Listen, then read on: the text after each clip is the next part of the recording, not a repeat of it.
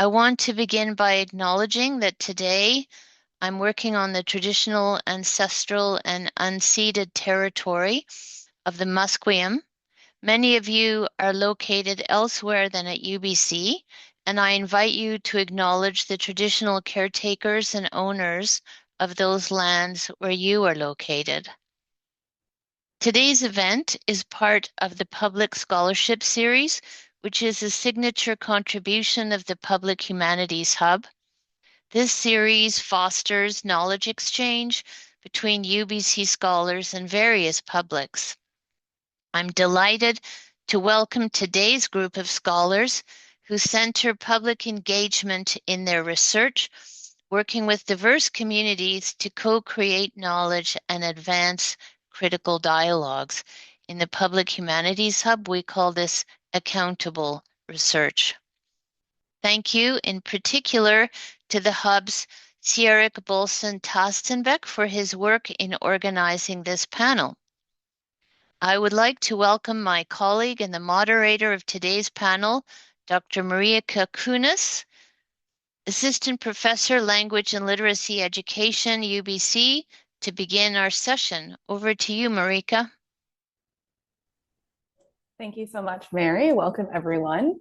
Thank you for all who are coming to join. It's so great to see so many people already in the participant list. So let's just get started right with it. I'll be moderating the panel today. As Mary said, my name is Marika, and I'm from the Faculty of Education, Language and Literacy Education Department at the University of British Columbia. And today we'll be talking about arts-based approaches to public engagement with research. I'll start with a brief introduction to our four fantastic panelists. They'll each have about 10 minutes to talk. Then we'll have a moderated discussion followed by a Q&A where you'll be able to put in your questions as well. So starting first with Dr. George Belliveau. George is a professor of theater education at UBC, where he developed and leads the UBC Research-Based Theater Lab. The lab supports the exploration of theater as methodology and promotes collaborative initiatives between researchers, artists, and community members. He is a former K-12 teacher and a trained actor. Welcome, George. I'll introduce everyone, and then so we can do our fun improvised transitions. Next, after George talks, we'll have Dr. Amanda Wager. Amanda is a Canada Research Chair in Community Engaged Research and professor in the Faculty of Education at Vancouver Island University. As a former bilingual Spanish elementary teacher and current interdisciplinary scholar, Amanda's research focuses on participatory arts-based methodologies within community-led public art projects. Amanda is the founding director of the ARC, Art, Research, and Community, a center working with many communities across Vancouver Island and beyond, using the arts as a form of bridging communities, language reawakening, and literacy learning. Some of her publications include Art as a Way of Listening, Engaging Youth in Critical Arts Pedagogies and Creative Research for Social Justice, Art as a Way of Talking for Emergent Bilingual Youth, and The Reading Turnaround with Emergent Bilinguals. After Amanda, we will have Dr. Christina Cook. Christina is an arts-based scholar, theater artist, and therapist. Christina's art and scholarship focuses on trans, non-binary, and gender diverse narratives. Her work advocates gender liberation for all. Christina's plays include Quick Bright Things, which was nominated for a Governor General's Award, and a practical, if dated, treatise on the art of genderqueer dancing. In This Is Beyond, a time capsule of queer experience, postcards to my younger transsexual self, or YTS, ages 0 to 119. It was shared in Vancouver, Toronto, Melbourne, and Barcelona. Welcome, Christina. And last but not least, we have Janice Valdez. As a first-generation migrant from the Philippines, Janice works as an arts-based practitioner, educator, and researcher with formal training as an actor, singer, and drama therapist. Her work as a drama therapist was with adolescents, children, and adults to process effects of trauma, loss, addiction, and mental illness. One of her projects during her time at UBC involved assisting with directing a research-based theater play with veterans. Janice's research is interested in somatic methods of building self-knowledge for the purposes of evolving designs of learning and leadership practices. So welcome to our awesome panelists. We're all bridging kind of the field of education in BC. So we're really excited to be united here today. And without further ado, I will pass it over to George to go and enlighten us. Well, thank you, Marika, and thank you to all the organizers of this event. It's great to be here. Of course, those of us who do theater love to be in person. However, this reaches more people, and we can record it in different ways. And so I'm going to begin maybe with a wider lens, and then I'll then hone in very briefly on a project before handing it to Amanda, which I think Amanda will be able to enlighten us with a particular project as well. When I think the first thing, when I think of this title, arts-based approaches to public engagement with research, there's a lot to unpack in all of those words, and we're not going to be able to do that today fully. However, let's begin with arts-based approaches. What I'd like to do is to kind of, because people who are in this Zoom call are coming from all different fields and all kinds of different community engagement projects. And to think of arts-based approaches as a spectrum, as a place that it can go from art as an engagement to art as research, and then even art itself. Which art form is it? At an art form, visual, theater, music, poetry. So we're going to be kind of generalizing a lot about what art space is.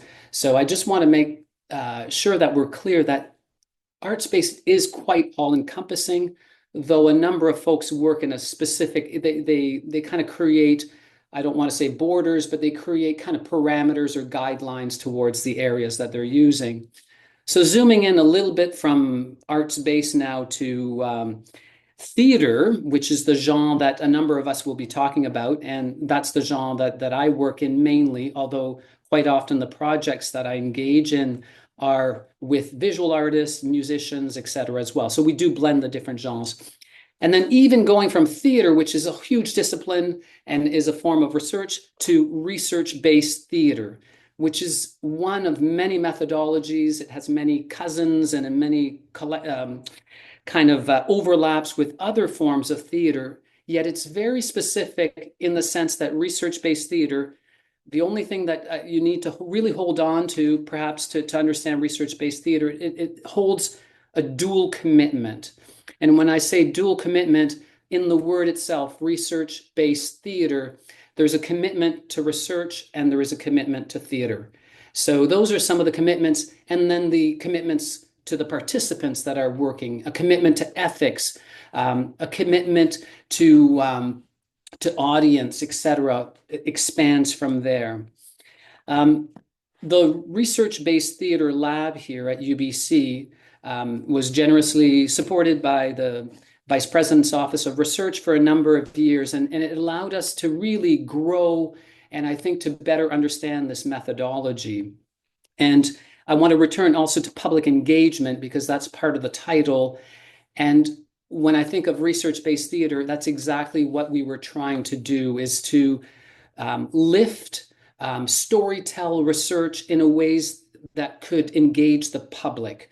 And the public, sometimes it was a very focused public, an invited public, but most often it was an invitation to a wider public. The research-based theater lab also works essentially interdisciplinarily. The research-based theater projects only typically exist when we partner with another group, be it researchers in health, in social sciences, in social work, in engineering, and each of those, again, those disciplines have a desire to reach a particular public, whether that public is more academic, whether it's a public, let's say with the engineering project, we're working with rural and indigenous communities. Some of those are indigenous communities that we're trying to work with, other engineers, government, etc.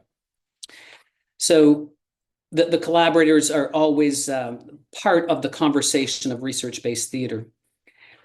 One of the things that I'd like to kind of bring to our attention as well is the notion that initially research-based theater was this partnership. We would collect data or be generating data from participants that we worked with, and we often turn the work into a theater piece that would be shared with an audience, engage them, etc.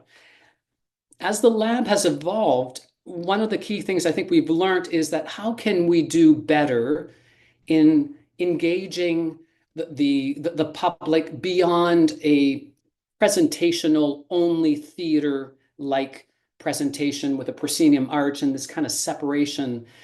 So how can we bring the pedagogical maybe back into this kind of work?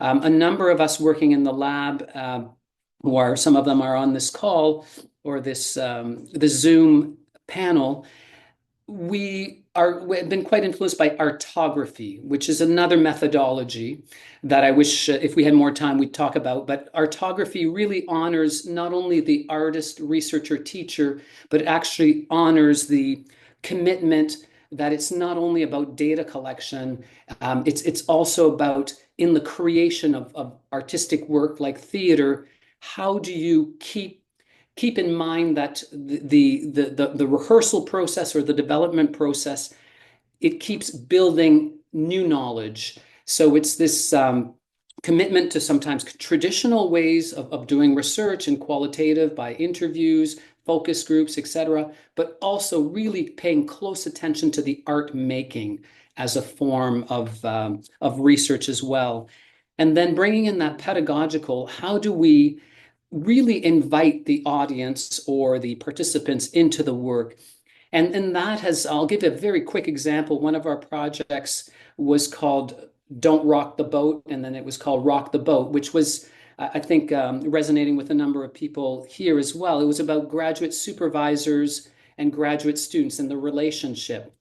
And traditional ways of collecting data, looking at articles written about supervisory relationships, interviewing folks, that was all part of it. But also generated in the development of that piece was that there were graduate students part of the project. So it emerged and grew from the artistic work. But what I want to also point is that the way it was then shared, as opposed to a 30-minute play, it was broken down into about 5 to 7 minute scenes, and then it broke into small groups at tables that would talk about some of the themes that were discussed in the research-based play.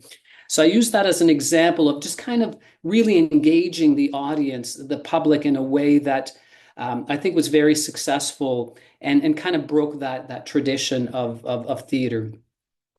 Now, I only have a couple of minutes left, and what I'd like to maybe share there is that in that same spirit is how can we keep creating art space works that are porous enough to make the singular, whatever it is that the project is engaging with, but also plural, so that it really brings in whoever the audiences are towards a discussion that it is one particular research project story, but it's also actually much bigger than that. And I think the arts can afford to do that because they're porous. They typically create openings for folks. It's invitations towards an engagement. And so the last thing I'll finish with in my last minute, Marika, thank you for keeping me on schedule, is that a current project that we're working on is something quite personal to me, looking at language and identity and culture, and it's called Mon Histoire, Ton Histoire. So my story, your story, and deliberately built into that piece as it's in development, in motion, in the playing stages, is really that notion is that it looks at my Acadian identity. I grew up in the French part of Canada in Acadie. And it's also about not only collecting data about Acadians and historical moments and interviews with my parents and my family and looking at current trends and accents and language, but it allows a place where my story is just mainly an opening for other people's stories. So that singular plural that I mentioned is key to this particular project. So maybe I'll pause there so that we have enough time. And these words I'll come back to: arts-based approaches to public engagement with research is so rich and pregnant with possibility. So I'm really looking forward to my other panelists enlightening us with their thoughts on that. Thank you so much, George. That was awesome. Perfect timing. On next, we have Amanda. Good afternoon, everybody. Thank you so much. My name is Amanda Wager. As Marika said, I'm at the Vancouver Island University. I'm going to share with you today, address arts-based approaches to public engagement with research. But I have all these other names because I'm going to share a project that was in collaboration with Dr. Laura Kramer, who I also am a graduate of LLED, and we went through our cohort together. And Anne Woodward and Daisy Elliott were a part of this project. And I'm going to share this project, and it's going to be through these tenets of arts-based approaches to public engagement with research, who I created with Dr. Kristen Gusling, Dana Wright, and Mara Dewhurst. So I just want to uphold these awesome people that I've worked with, and that a lot of this, what I'm going to share with you today, comes from work done with them. Okay, to begin with, thank you, respected ones of this place. I am speaking to you from the Comox lands, from what is now known as Vancouver Island. And Vancouver Island University is located on Snuneymuxw lands. So much of the work that I'm sharing to you today comes from Indigenous peoples all over the island that are learning and sharing their knowledge of their language, of their culture, for this specific applied theater project that I'm going to share. And I feel grateful every day for the work that I do with them, and that my family works and knows, and we spend a lot of time together. So just a bit about me. I'm a settler and an immigrant to Canada. I was born in Los Angeles and I was raised in Amsterdam. And I'm of Ashkenazi descent, although I'm not a practicing Jewish person. My great-grandfather was a cantor. He did the singing at Temple in Los Angeles, and it is a part of my blood and my history. And then I have 3 wonderful children. And so again, the importance of sharing the people who are part of this knowledge that I'm sharing with you. So Dr. Laura Kramer of Namgis and Haida descent, who is a Kwakula speaker on the bottom right here. Anne Woodward, a Kwakula speaker, and she was an undergraduate student who then became the Art Research Center coordinator. And Daisy Elliott over here, she's Snuneymuxw, and she was a undergraduate in Indigenous Homo Studies and then a graduate student, and we continue to all work together on this project about the Nanaimo Indian Hospital. And this is the center up here. If anyone is ever in Nanaimo at Vancouver Island University, please reach out, and we'd love to have you come join us. So I know I have a short amount of time, so Laura, so this project that we are currently working on, we've performed it a few times, is about the Nanaimo Indian Hospital. It's Laura's story. So in 1945, at the end of World War II, there was an outbreak of tuberculosis, and they took the army barracks and created these segregated healthcare facilities. So here, this is actually Vancouver Island University, what you see. And right here to the left is, with the red roofs, is the Nanaimo Indian Hospital. It is now destroyed, thankfully. So they were old army barracks, and they then became an Indian hospital for children, very young children of Indigenous descent from across the island were sent there because they had, in quotes, tuberculosis. Within a few years, there was a cure for tuberculosis that you could take with a pill. But regardless of that, the hospital remained open until the 80s, and then was destroyed. The actual facilities, as I said, in the early 2000s. So there was really no need for the segregated healthcare, and there was a lot of abuse that came out of it. So Laura, when she retired recently, before I go into that, she retired recently, and she was bored after about a year, and we met and she said, well, let's do something. I have this play about my time as a 5-year-old in this hospital. And Laura is a really playful person. And so her play, even though it's about a dark history, it's really told through a 5-year-old. And so then we're like, okay, how can we bring language into it? And so together we came up with the research question, which I'll forward here, which is the title of the play is Scenes from the Nanaimo Indian Hospital, Reawakening Hulkaminam, Nuchalnath, and Kwakula languages.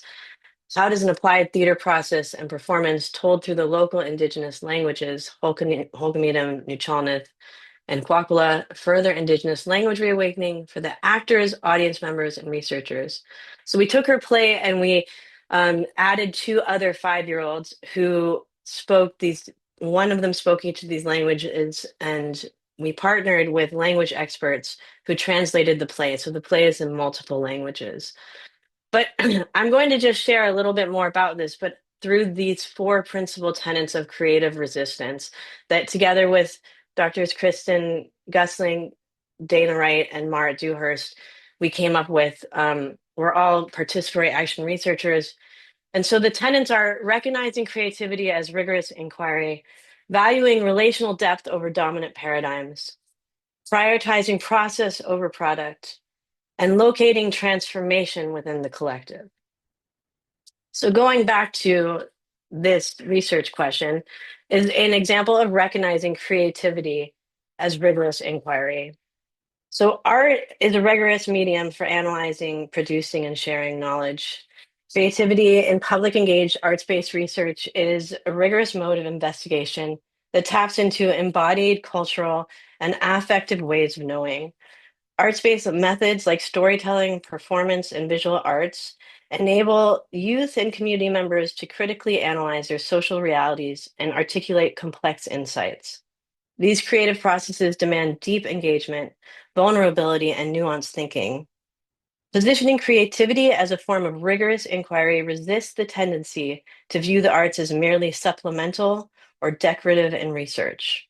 Instead, it allows creative expression to generate new understandings and employs the arts as an analytic tool to examine and challenge systemic ideologies.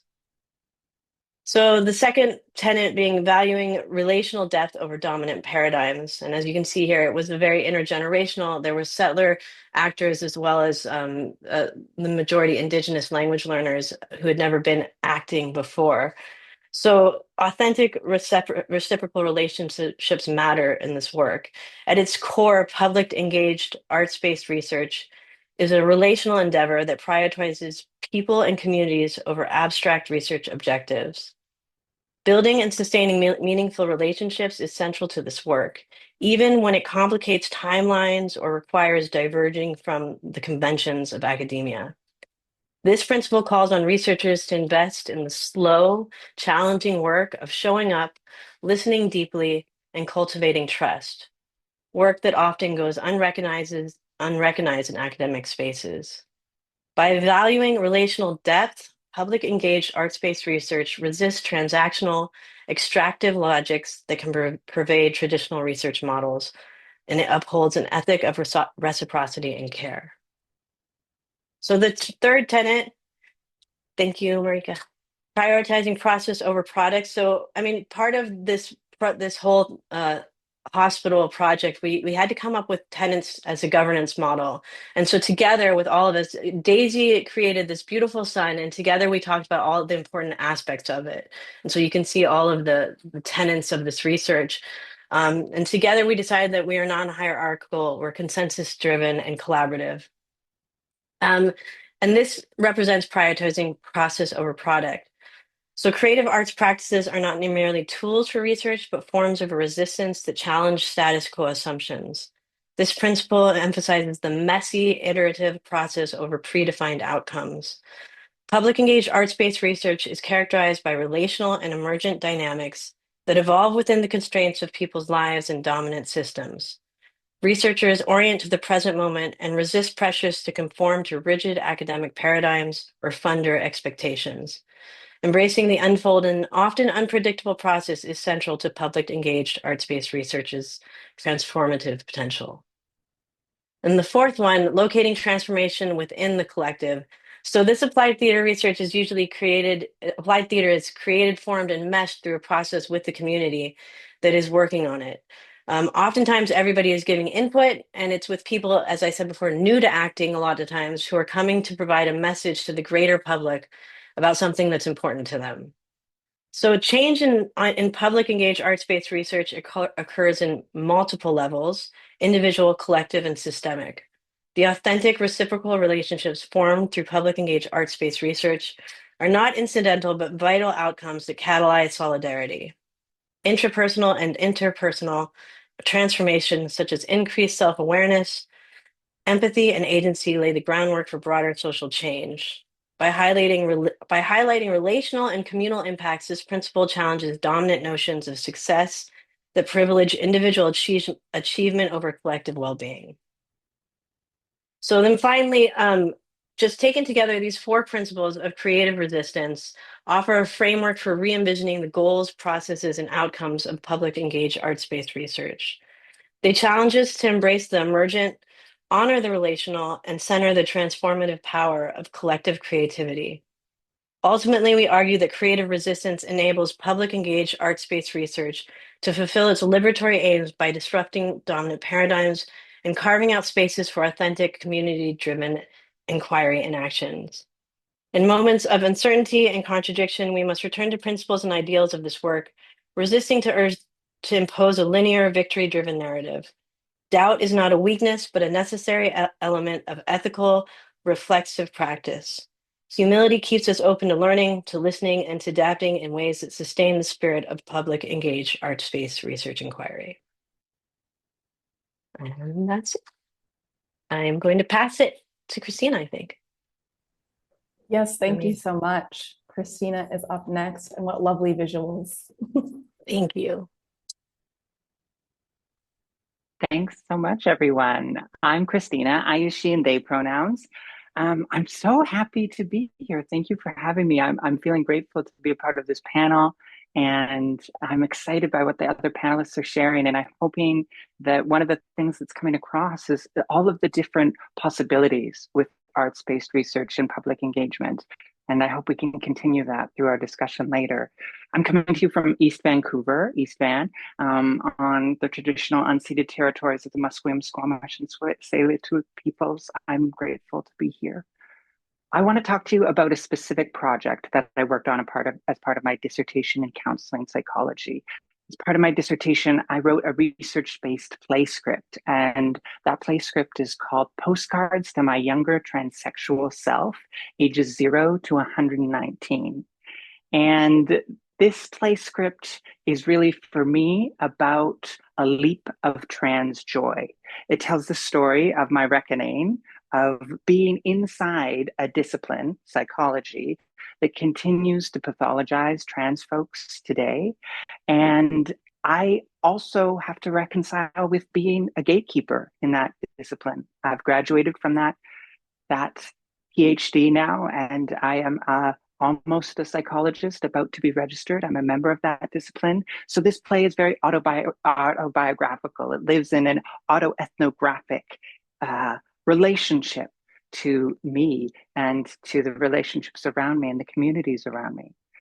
I think that part of the joy of theater as research is that it can allow us to question and challenge what we take for granted. So traditional relationships between audience and performer, traditional ways that we receive stories or are in a space together. And we can challenge and upset those in ways that are productive and allow us to be communicating differently. If we were all together in the same space, I would want to share excerpts of the play with you by handing out postcards to each one of you and allowing you to read the postcard, because in this play, the script is written on postcards. Each postcard has a monologue. And by monologue, I mean something said by one character for a little bit of time, however long that is. So each postcard has a monologue in it. And I invite the audience to choose a monologue that they want me to read. Another ground rule, though, is that once a monologue is selected, I have the right to say, I don't want to read it. Since these are autoethnographic complex stories, sometimes I might not want to share that particular story in that particular moment. And I look at that exchange between me and the folks who are gathered, witnessing what I'm sharing as an act of care for those who are gathered and an act of care for myself. Since we're not all in the same space and I can't hand you a postcard, but I still want to share excerpts of the play, I just want you to use your chat function. I'm going to give you two choices and you can decide which monologue I read based on your choice, okay? So the choices are, actually it's going to be this one.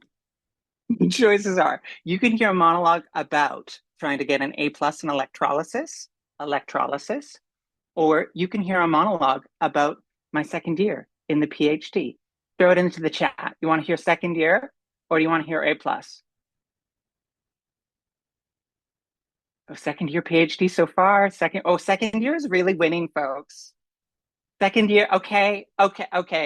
A+ is also, I'm hearing A+ too. Okay, yeah. Second year. I think we're going with second year. This is thanks for voting, everyone. Here's this excerpt from the play. Postcard to my younger transsexual self, age 36.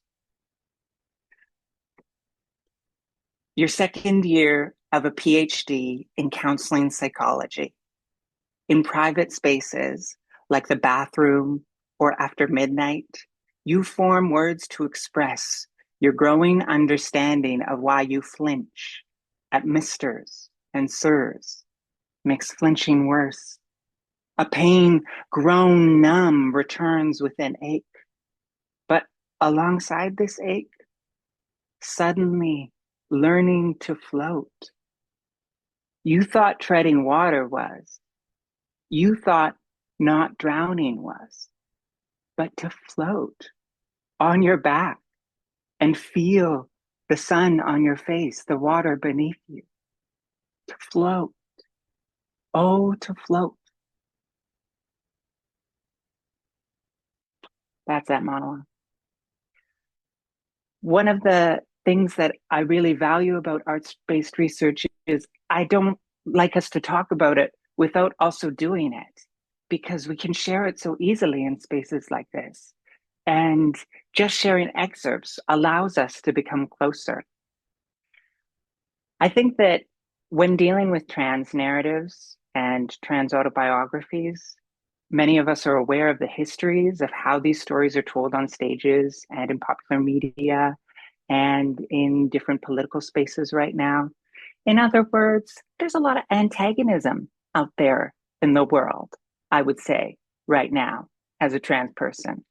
And because of that, there's something that I feel very important in my own exploration is that trans joy is present. If there's an antagonist very clearly in the world, maybe we don't have to bring that antagonist into our plays.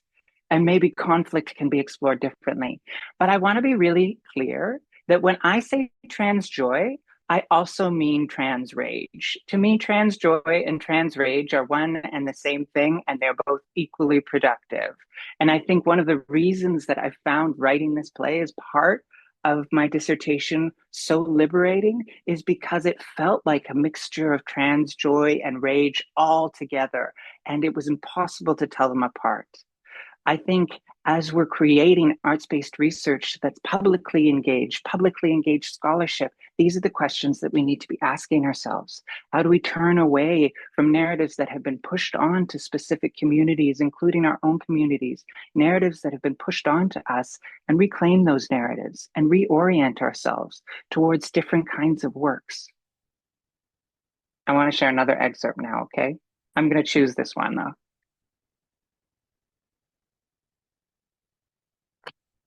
Actually, I changed my mind again. See, this is what it's all about, folks. Postcard to my YTS, age 40. I used to collect ma'ams like diamonds. Diamonds I could eat. I could live off any tiny passing ma'am for weeks.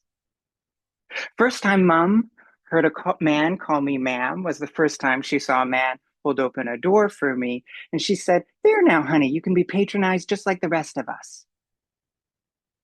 She never wanted me to be an academic. Not something she said, just something I sensed. She's protective, wants to spare me what she had to endure: eggs and living, breathing institutions and endless distinguished lectures by the old boys. When you start estrogen, they say, look at the women in your family to see what you will become, to see what you are. My whole family wants to protect me. My brothers want to drive me home in the dark now. My father keeps running through self-defense. Kick the side of the kneecap. Eventually it will cave in. Then you run. I'm so lucky because their love is tangible and thick, like a coating of honey that can refract, sharpen itself into points. I learned not to tell them about the things people shout from trucks, men following me, their eyes and streetlights.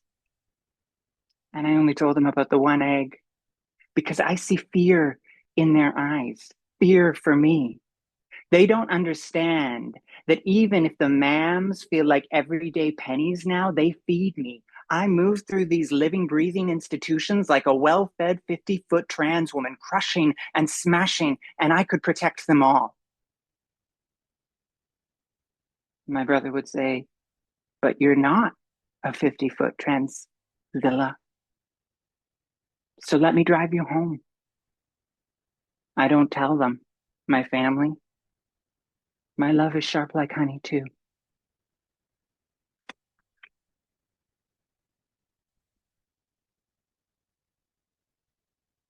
That's the kind of trans joy / trans rage that I'm interested in exploring when I think of public engaged scholarship.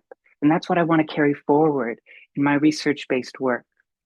The other thing that I'm hearing from all of us who are sharing today is the sense that we hold up plurality in arts-based research, that there's no one way of living. This is my experience that I'm sharing as part of these excerpts, but there are so many different trans experiences, and I want to lift up those other trans experiences too. I hope this is one of a landslide of research-based theater works that are about trans experiences. I'm going to pass it on to Janice now. Thanks for listening, everyone. My name is Janice Valdez. This is my son, Elton, who's at home with symptoms from school today, my co-pilot. I want to just acknowledge that I'm here also in East Vancouver, not far from where Christina's zooming in from, on the Musqueam, Tsleil-Waututh, and Squamish lands. As Marika said in my intro, I am a settler from Filipino ancestry, and I also want to acknowledge that I have cultural lineages that I want to name in acting and drama therapy and dance, and particularly in playback theater, which is an improvisational form of theater. As I was listening to the other panelists, I acknowledged a listening practice that I've been taking on as part of my methodology, and wanted to share a little bit about, well, I wanted to bring that forward actually, considering my place in the panel being last. So in the listening circle, that is a practice that was brought forward during the pandemic by Jonathan Fox, who co-founded Playback Theater. There's a small group of people who share short personal stories, and the guide, the artist's guide, takes a listen and guides everyone through a warm-up, image sharing, and story sharing. And at the end, the artist's guide shares what's called a reprise. And so I'll just take a minute to share my reprise of what I've been listening to. And it's somewhat improvisational. Solar plexus ignited, breathe. Inhale, exhale. Dual commitments, lifting to engage all people. Dual commitments to public, private. artist, scholar, play, imagination, data, analysis, tradition, innovation, mother, child. How do we do our being curious? Breathe. Inhale, exhale. Sometimes when we've got cold symptoms, we find it difficult to breathe. Inhale, still. Exhale what we can. There's no need for segregated healthcare. Play with the darkness. Play in multiple languages.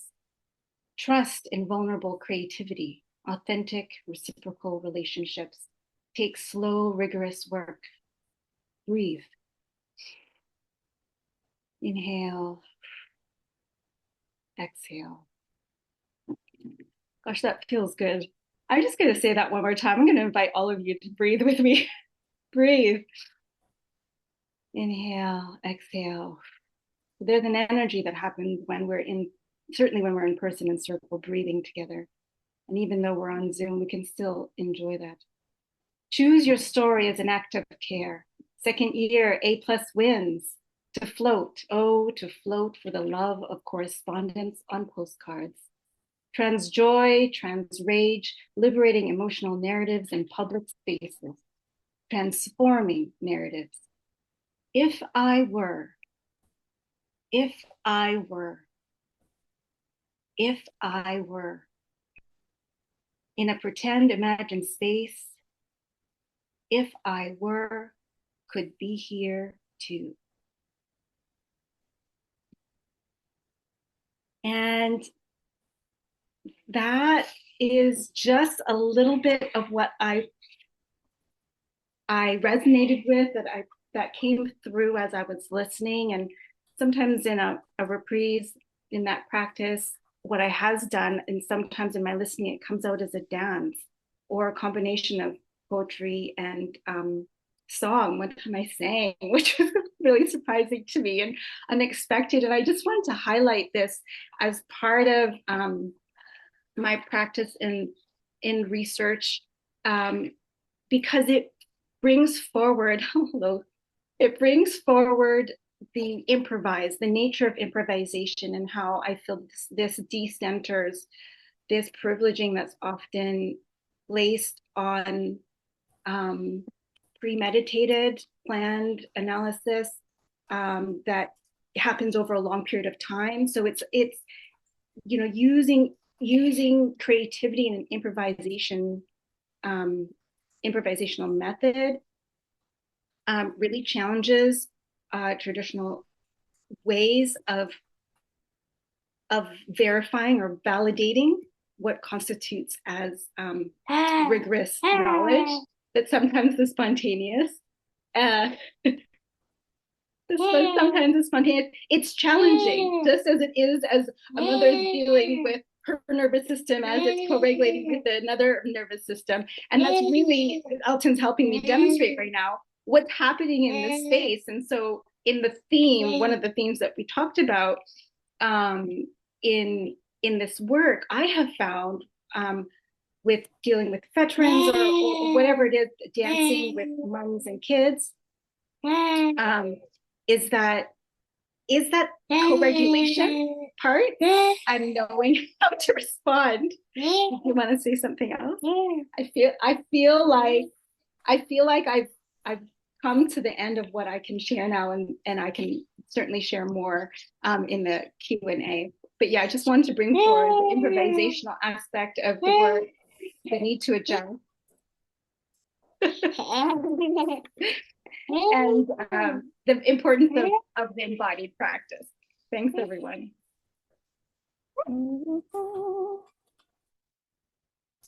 Thank you so much, Janice, and everyone. Let me just close this, sorry. It's on the wrong thing. Okay. Let me scroll up here. First of all, I think it's really great to see the interconnections between all of our different panelists.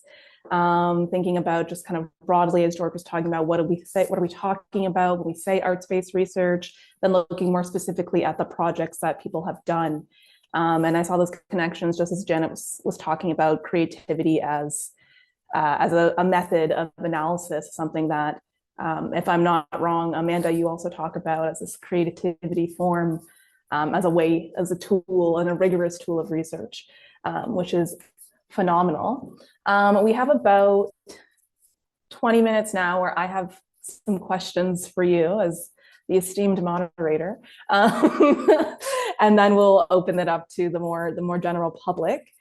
I just wanted to highlight the three kind of areas we're hopefully going to touch on. And if we don't, maybe our public will give us some questions. But we'll be talking a little bit in the Q&A, get into more depth about maybe the landscape that we're seeing of public engaged arts-based methodologies, where you see the role of performance, theater, or any other types of arts in fostering that kind of public engagement. And then also thinking about methodological implications, challenges, possibilities, those sorts of things.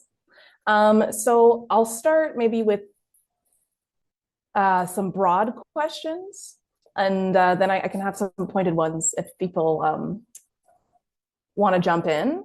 Let me just get here.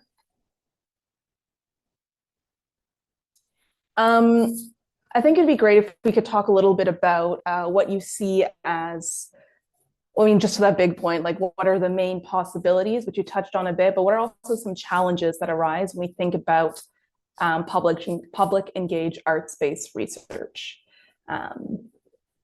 So possibilities and or challenges. Anyone can jump in.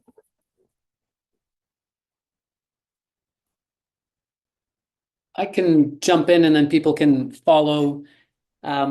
Maybe one of the, I think there's endless possibilities and there's great joy in this work, as you heard from other panelists, and it always coupled with that, of course, there are the challenges. I think sometimes the funding agencies to explain this kind of work, it's almost like there's two ways of, like, we talk about findings. There's a whole language that is very research oriented, that in arts-based work sometimes we're looking for insights. We're trying to be present, as Janice was talking about, and then you saw with Christina choosing the postcards. Like, if we're going to be really true to the art form and sometimes more present, that is hard to explain in a grant application where the reviewers want to see where you're going. And I get it. Yet, if we can find more ways of openings in grant applications, I think, and we are the people to help with how that could be articulated. So I'll just pause there with that first thought.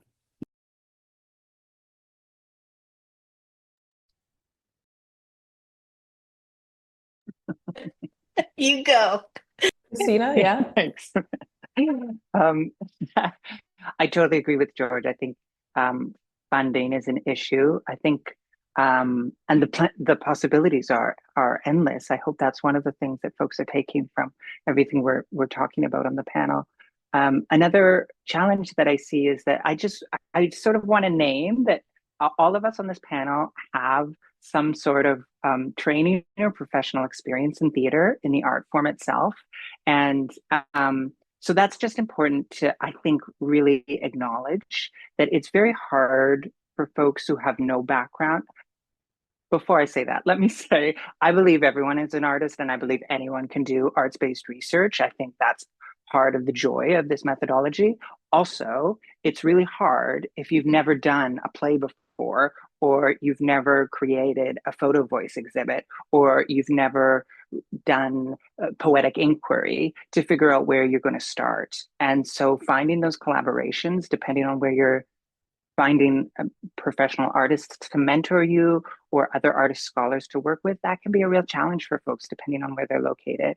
And I think trying to build those relationships over time, over many years, is really important to let yourself have that time to develop that community. Thank you. Amanda. So two challenges that I found is one is, and I did have a slide, but I didn't want to take too much time, so I didn't address it as much. But that last slide about mental health support, art has the ability to open up all sorts of things within us, and to I learned actually during my doctoral studies the importance of having some sort of always having mental health support present during, especially with acting. It's you're embodied, you're moving, you're doing things, and even if it's not like, I mean, obviously the Indian hospital is a very dark subject matter, and it can bring up a lot of pain and for everybody involved in it. But even if it's not like a painful history that you're exploring, it's still embodied, and you're sharing, you're playing, and you things always come up that maybe is unexpected. So I really learned with my doctoral studies to always have mental health support present at every single rehearsal, and then every performance, both for the audience and the actors. And I think with whatever sort of medium you're using, just that should be like, unless you are a drama therapist, and which if I could go back to school, which I can't, but if I could, I would go back for drama therapy because of the importance of how much it brings up. And then the second thing was just money. Um, I found that there's just a very different perspective on monetary value and paying participants, paying elders, and like what like the academy wants. They want like, timesheets and this and that, and like to get at least at VIU, it's much harder to get cash in hand in order to pay people. Like they won't. So it's really navigating these different aspects of of money that doesn't have much value, but you have to pay people for ethically and because of their time. But so, and how to navigate that has been a really big challenge in the work with the communities I've worked with. Thank you. And just to follow up on that, maybe for both Amanda and George, like what are your strategies when you are approaching kind of dealing with money and dealing with grant applications in order to be successful? Because we know they're not really, the academy is not really supportive necessarily of this type of work. Do you have anything that you've done that you might help someone else engaging in this work? I can jump in, and Amanda, I know you've been involved in a lot of projects. I think learning from others, looking at others who have used arts-based ways in their grants and seeing how they've written them. And I think that it's not unique to just arts-based projects. I think in general, research grants want to see like that you're working with a particular community, there's going to be a particular outcome. And so sometimes it is targeting a particular project and within the grant, and certainly acknowledging that you're going to use an arts-based approach, but not making the whole focus about the arts-based approach. Because, yeah, again, the reader, unless you've got a very specific reader, they're going to go, okay, what's going to come out of this? If you're just kind of seeing what's going to happen or letting it emerge, that kind of language is it's taxpayers' money. You're going to hear, is that so? I think is reading other grants, having the luxury of reviewing lots of grants and going, ooh, I like the way that someone articulated that. I'm going to try that, and then try again. And I want to echo Amanda's point again around money, that the paying. I find that because working with artists, they might write a scene or a monologue, as Christina, you heard, like a minute monologue, and what's the monetary payment for that? But that's draft 15 you're hearing from Christina, plus 30 years of experience of doing theater and knowing. So how do we value these intangibles where the metrics are always more about, you're going to conduct a series of focus groups that are going to be 2 hours, you're going to transcribe that data, which again is not simple. I'm not demeaning any of that work, but it's a little bit more tangible than some of the work that we engage in arts-based work. So we're working towards finding ways collectively. I think that for me, it kind of mirrors what George said about in grant writing. I've learned a bit of the hard way to try to be more specific but also general about how you're going to spend your money. And so that you be really, really thoughtful when you write up your budget. Like, what is this going to look like? But like to name things so that they might have a little bit of room, wiggle room. So like resources for the theater. Maybe you don't have to be as specific of what that is, but and so it gives you different things that you could use for the theater and that money. But if it's too different from the budget you first say, because you're kind of guessing a lot of the time, dependent on what the research is, then you have to like go and rewrite budgets and ask for it depends who the grant agency is also. But I also found that I think one of my biggest piece of advice with money is to be persistent. I worked with youth and I wanted to pay them in cash, and Vancouver Island University was like, no, we don't do cash. Like, you're gonna have to figure something else out. And I just kept going to the next person and then to the next person and to the next person. And then finally, like like just kept justifying it and justifying it and justifying it. And they gave me cash in the end, and it all worked out. So be persistent in your needs, and just have. I usually say in my grants, like this is the majority of the work I do is youth participatory action research, and with youth participatory action research or community engaged research, it's up to the community to decide what the research question is and what route we go. So this is at the stage that we're at, this is what the research is going to look like. So it's almost like I give a warning to the grants that it is dependent on the community's needs and desires, but here is what it's going to look like as of right now. So that it looks like I have a framework, this is what it's going to look like, but I give that little warning in case things change, depending, it's in consideration of the methodology. Thank you. Those are great suggestions. I'm gonna switch a little bit here to be more broad and fun. What's your favorite project that you've worked on using arts-based methodologies that are public engaged, and why? And if we could maybe start with Janice, who didn't get a chance to say anything. Oh, thanks, Marika. That's a hard. I just choose my favorite. I mean, the Or biggest one you really like. one I really like. The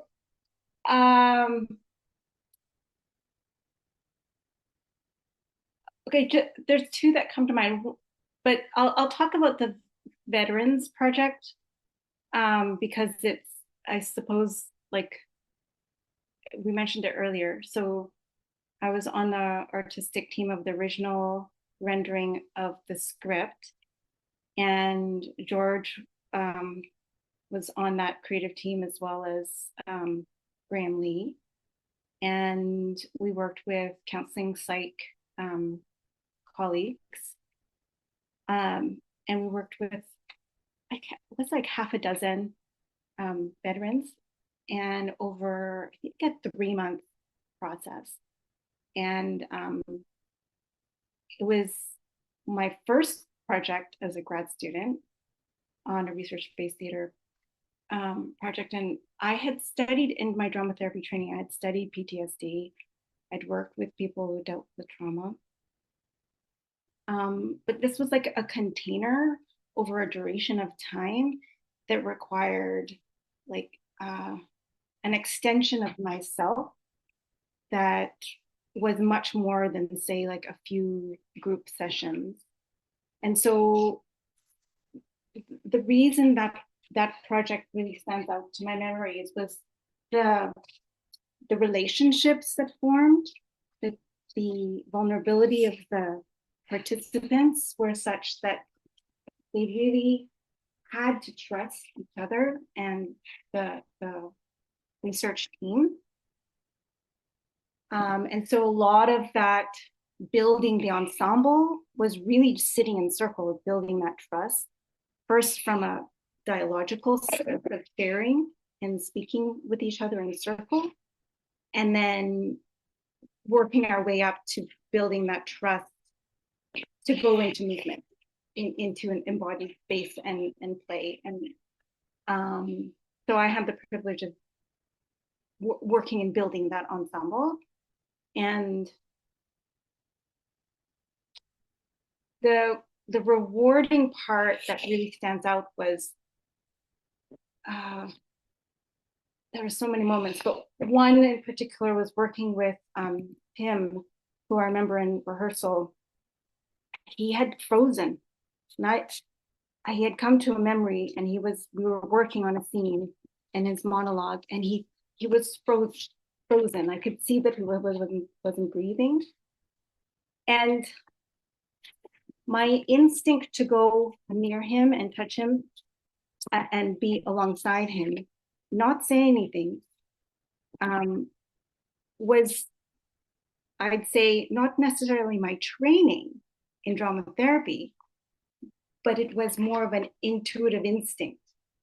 Say, I'm noticing the breath has stopped, and I know what I need when my body isn't breathing. So I go and be that body to co-regulate. And that happens so quickly. So that was a learning for me, because I don't think I did that from intellectual, like kind of methodological knowing space. And then when Tim was able to reflect on our relationship and how that helped him move through to being able to perform the monologue, it really brought a different level of meaning for me about the transformational power of this work, beyond what it is to do theater in the theater industry, where we have a scripted play and we have actors. This was something that affects the director, let's say, or the researcher, just as much as it affects the people who are performing. Whereas in, I guess, more traditional spaces of research participant relationships, literature is often looking at the impact on participants of the research process. And so it was this project that really got me thinking about what's happening within the researcher as a result of participating, and that I took an interest from this project to look more at the importance of listening to your inner landscape as a researcher or facilitator, and looking at what's happening for you while you're holding space for these stories that are being explored, extracted, curated, put together, performed. Because I'm really listening, like when I composed a reprise, or the one that I shared here, or even when I'm watching Tim do his monologue, I'm directing from a lens of my own personal lived experiences. So that the gratitude and the transformation of those relationships over the course of that project had a big impact on me. It was like years now. It's like it must be 10 years later. It's still very vivid for me. And I still have chats on Facebook with one of the, veterans. And it's really nice to know that there was a reciprocal exchange in that. Yeah. Thank you. I feel like it really highlights like that relationship building that's very different from, traditional research that you get in art space. It has to happen. Did anyone else want to share a project? No pressure.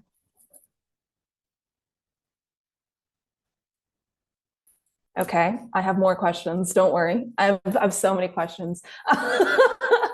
One that's a bit more, I guess, technical, because I believe all of you did theater-based research, if I'm not wrong. This will probably be the last question I'll ask. Actually, no, I'm going to ask a different question, but this will be the last question I ask before we go to the Q&A. How do you see the role, and it still applies with theater, how do you see the role of technology within research-based theater? Do you think that, we should be thinking about recording things and putting them online, relatedly, but not exactly the same? How do you see the role of Gen AI tools, which are that's the question that you get at everything now, is where does AI fit in? So yeah, that's what I'll sit with, the technology one. How do you see that within your own field? Do you want to keep prioritizing the ephemeral, the live aspect? Have you thought about different elements of technology and how that might change or influence your approach over time? I can jump in. Good question, and a question that we need to be discussing.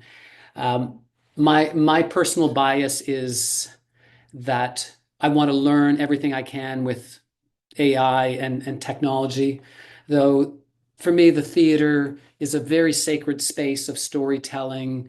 It's a place of relationality, as you've heard from all the speakers, and I just witnessed. I just saw I was traveling and I happened to see the Greek National Theater Company do Hippolytus, which is one of my favorite Greek classics.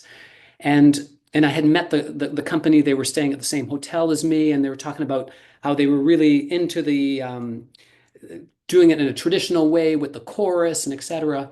And yet they actually added a lot of filming. So as I was experiencing in the play, it was a large production, very large production.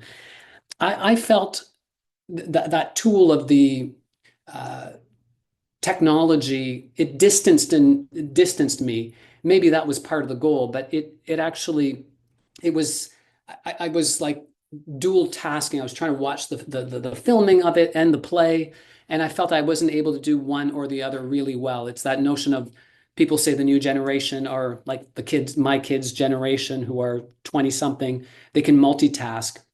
I'm not always sure we can really multitask. I think we do, but I'm not sure we can be fully committed to. And theater is a demanding art form. There's so many subtleties in the playwriting and the dramaturgy and the performing. So when we layer the technology, again, sometimes it's done beautifully, but sometimes it just really bombards and takes us maybe away from that heartfelt. That's my take today. I might change. I can give an example of just how we use technology in scenes from the 911 Indian Hospital. So there are three large monologues by each of the young girls, one in each language, Kwakula, Hokminam, Nuchalnith. And we had to make a decision as a theater. We call ourselves a theater family. Uh, how to, because they were in each of the languages, whether to like use subtitles for the audience. They're like 5 to 10 minutes long, each of them, and they each are telling a story of they're when they're in this cold room, and it's a memory. They each share a different memory of a time when they were cold, and what that room brings to them. And we all together made a very specific decision, even though um, there had been at one we had a reading, and at that reading there was some feedback that people wanted to see subtitles, and we made a decision that that was not the way that we wanted to go at all, that it would ruin the artistic, the emotional, like the feeling of the piece. So what we did was we hired uh, digital media artists, and they created um, like a graphic, like a cartoon almost of a projection of the story. And unfortunately, at that point, we had very little funding, so it was very minimal, but it showed like a cartoon of the story that each girl was telling while they were in, about when they felt cold and what that feeling felt like. And that was really, and we got all sorts of, we at every performance we have feedback cards, and I will say, there was a mixture of feedback. Some people said, there were still people who were like, I really wanted to know what the translation was. But it was really important to the cast and to the leadership team that people actually like digested the language and felt the language, and that they weren't just being fed the translation. because that would take away from the experience of it. And also to understand what it feels like to not know the language, like what it was like for those little girls in that hospital to not know the English language. So there was a lot of really positive feedback as well, saying like, thank you for putting me in that position of not understanding but feeling and seeing what was happening. But and it also was multiple, because you were watching this child on stage, well, an actor who was actually an adult playing a child for the two of them, and speaking in their language, telling the story, and at the same time there was a projection on top of them. So it also, there was multitasking, but I don't think it was too much. But yeah, so that's what we did for that show. On the topic of AI, I see that it is, I mean, there's so many different kinds now developing very quickly, but I can see it being very useful in expediting certain processes. Like we're talking about the challenge of languaging the work in a way that other people can understand, and being really efficient in putting language together is something that AI can do sometimes much faster, especially if you're someone who is like me, who's like more kinesthetic, and like I'm right in the embodied space. And so one way that I can foresee using AI is a video recording or audio recording, having that transcript then fed through AI to help just condense the amount of time and labor one would put into transposing like the embodied space data into something written, so that you can adapt it for funding purposes or adapt it for scripting, and just gives you really quickly some words and language to like work with right away, compared to just going from scratch or finding ways to describe. But yeah, there's a lot of questions around, I suppose, if you're getting into the questions around like attributing work between machine and human, but I'm less concerned about that, because I feel that these tools really should be treated like, the way the wheel is. Like we still walk. I use this analogy in an exploration with researchers in Germany who are doing AI with research-based theater. And yeah, I really don't think it's a sort of machine against human, more that how can we use it in a way that actually allows us to have more time doing the things that we really love to do in the theater space. Thank you. And I think also thinking about technology, it's all about, like you're saying, leveraging. How can we use these things within the arts in order to, make things easier, or to explore different and new art forms as well, or multi-modal art forms. I'm going to read some of the questions/comments now from the audience. So from Myra, they said, thank you everybody for this beautiful opportunity of sharing and learning. Here are my questions. I'm working on a case study article and would like to clearly distinguish between the methodology we used, participatory art research, and the methods, meaning the tools, techniques, and processes for data collection.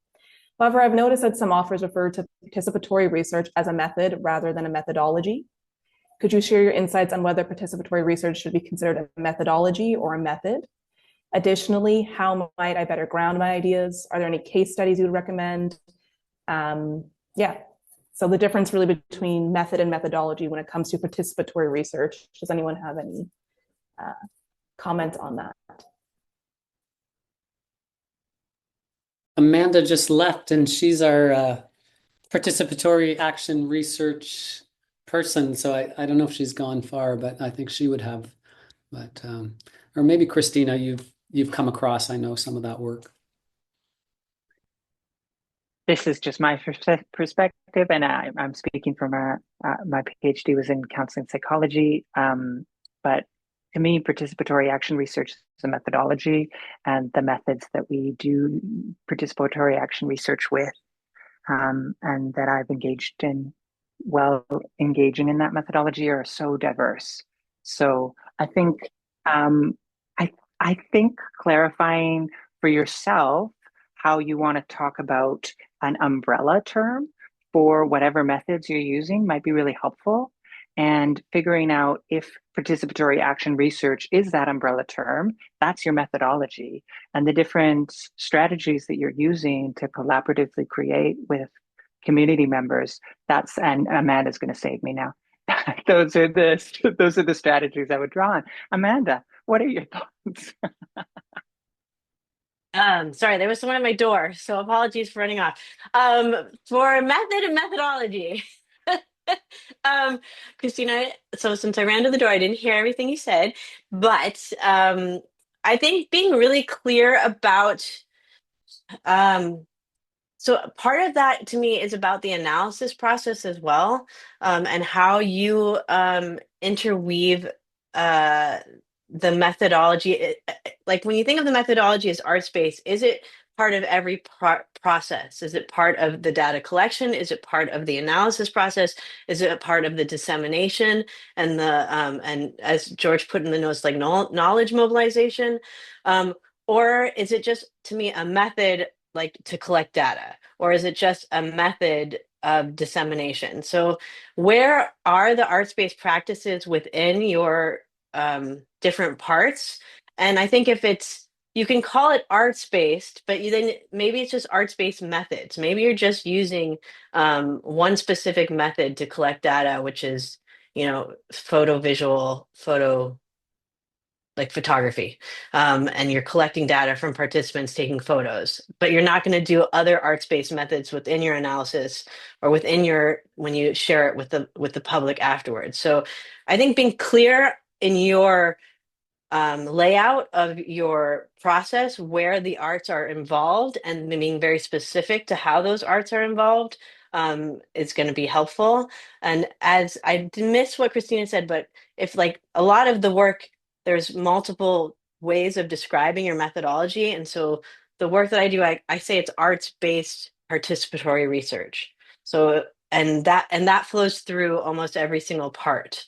But it's okay if it's not flowing through like all of those different parts, but you just have to be clear of that. And then maybe in the end, you'll be like, actually, this is a narrative inquiry with a method of collecting data through photos where people are telling their stories. So really picking it apart, each part of the process, and describing it and thinking about it.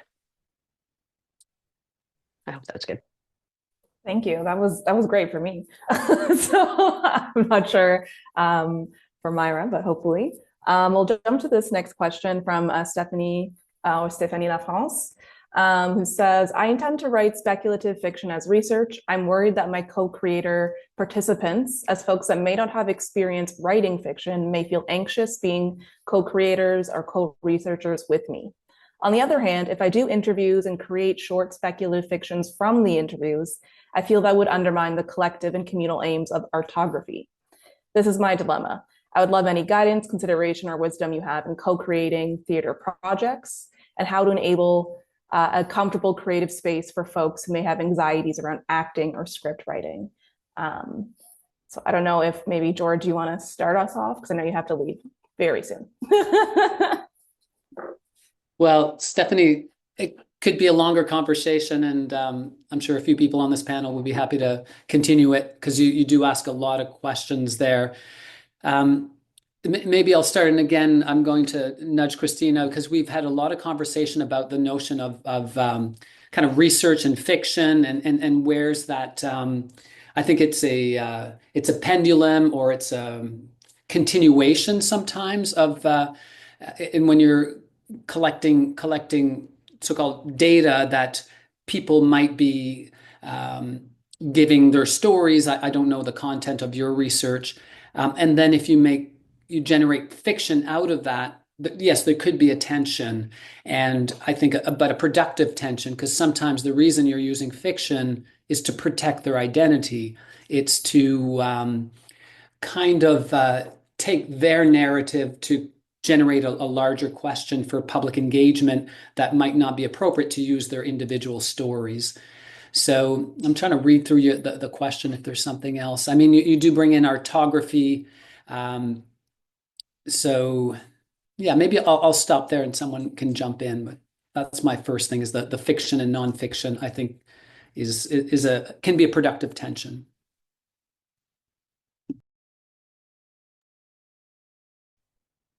This sounds like such a great project, Stephanie. I'm so excited that you're proposing this. I think that, like George was saying, there's this productive tension between fiction and doing interviews that are based on people's experience of, it sounds like, assessment in this case. I think even when we're asking participants or community members or collaborators to create something fictional, we have to be aware that they might be drawing on their personal stories in informing that fictional or speculative creation, and think about how we want to create some guidelines for how we want to work with that. And sometimes, like George was saying, fiction can create those safety bumpers, or those safer bumpers that are really helpful when we're working on any kind of narrative that might draw on any of our personal experience. When you speak about making it feel more comfortable for folks who haven't engaged in the creation process before, whether that's creating fiction or theater or another arts-based method, I like to think of it like you want to try to curate things like you're the host of a cooking show. So you want to try to create things that are really accessible for people and do a lot of the work ahead of time. So you know how on cooking shows, they have a lot of the chopping pre-done and everything's ready for folks to just dive in to the really fun part of creating. You want to figure out what the equivalent is for you in creating these speculative fiction workshops, so that people can come and engage with the work in a way that means they only have to spend an hour or an hour and a half with you, and then you're creating something together. And what that exactly looks like for your particular project, I'm not sure, but think about what you can do before and between the sessions that will support the community members and collaborators to just hit the ground running each time. And imagine that you're going to extend this over months and months of work together. That's the other thing that you need, is just time and space. When I was working with folks at the UBC Learning Exchange, I think some folks are here from the UBC Learning Exchange, which is in Vancouver's downtown east side. We created a play together over 2 years. That was the amount of time it took. I understand this is your thesis, though, or dissertation, so you might not want it to take that long. So just think about that. My advice is, and it really builds on what Christina just said about, it's building trust first. And Janice mentioned when she was talking about the veteran project about the opening circle, and having that, I mean, every single rehearsal for us always starts with an opening circle, or it's just a check-in where you just like, those relationships really matter. And especially with theater, and I'm gathering with writing, is that you're sharing and you're playing and you're being very vulnerable with your own self and and you're being silly in theater a lot of the time. So in order to get to that place where you can do that, if you don't have prior experience acting or writing or whatever the medium is, it's really, to begin with, is building trust together. And the way to build trust is to get to know each other, and always having that opening circle where it's a check-in. I always say, like, we're going to check in, share about our day, so that we can leave that stuff, say like goodbye to it for this time together. You can share what you like. You don't have to share very much, like, we knew it. And then we always had to check out also. We're going to check out, we're going to leave this character behind us, and we're going to go back into our worlds and our lives. And having that check in and check out just was a really good way to form a trust between us. Thank you. George did just have to leave. He said, thank you all so much. He had another engagement. He's very popular. We have about 5 minutes, so I'm just going to get to our last question before we can wrap up. This is from Faye, who says, thank you for this wonderful meeting. Going through this online experience takes me back to the notion of Dewey's experience as aesthetic and consummation. And I wonder in what primary ways technology changes art-based research and its approaches to public engagement. So kind of expanding on my question earlier, how are we seeing the role of technology changing how we can do arts-based research or how we do it?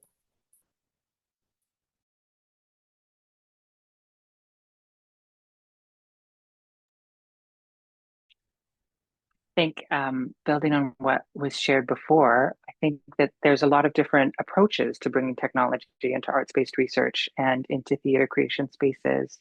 And I think when we're thinking about how we want to engage with different kinds of technology, of course, we think about all the most contemporary technologies. And I want to encourage folks to think about the technologies that have been present in the art form that they're engaging with for many, many years, sometimes centuries. I recently shared more of the excerpts that I shared with you at a play reading here in Vancouver on March 1st. We were playing with different kinds of technology, but the technology we were playing with was ropes and pulleys, so things could descend from the ceiling. This is probably the oldest type of, one of the oldest theater tricks in the book, right? Across the globe, this was practiced since ancient times.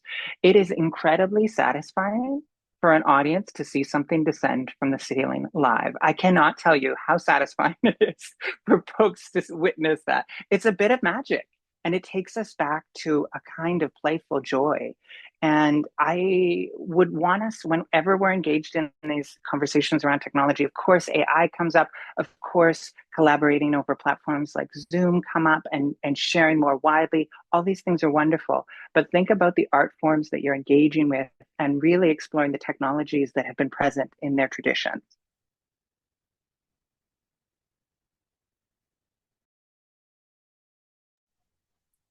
I love that. Thank you. Did anyone else want to have any last thoughts?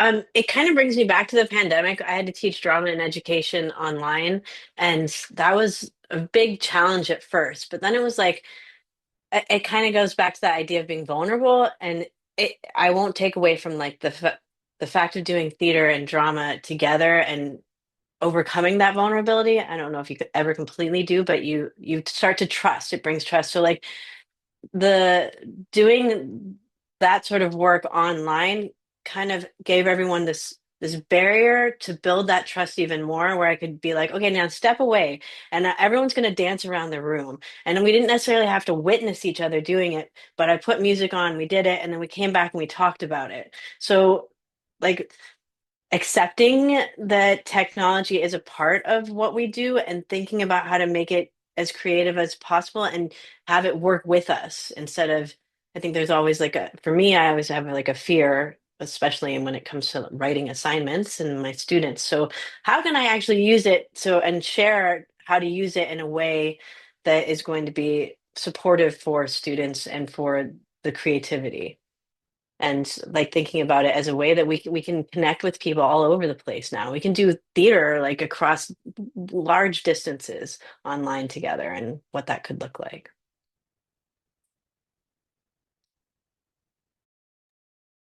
Yeah, I would just add that the reach of what diverse stories can be curated, like we're now not just limited to who can show up in a physical space. It's a huge advantage that technology brings us.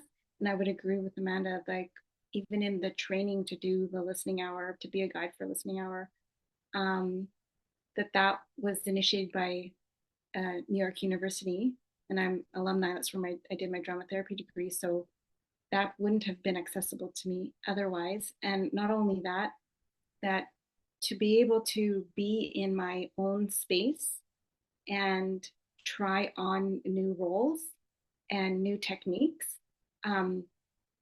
creates that scaffolding already of experience, so that let's say you were all in the same town and then you first met online, but then you graduated to the next level of intimacy of sharing space with your physical bodies.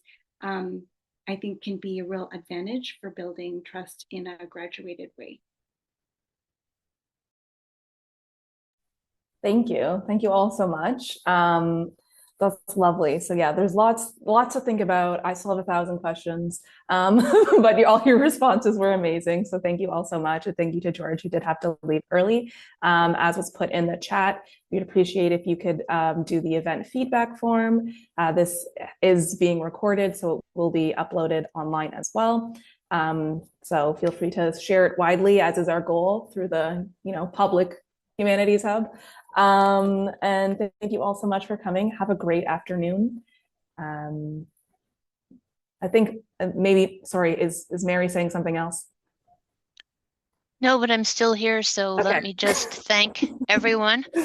Somebody who has done various kinds of digital storytelling and other performative and dramaturgical research. I really encourage people, particularly who are working on a thesis or dissertation, to just keep following your dream. You might get some really ignorant feedback along the way, but keep moving. Find people who support your work. And thank you to all the participants for a wonderful session. Bye, everyone.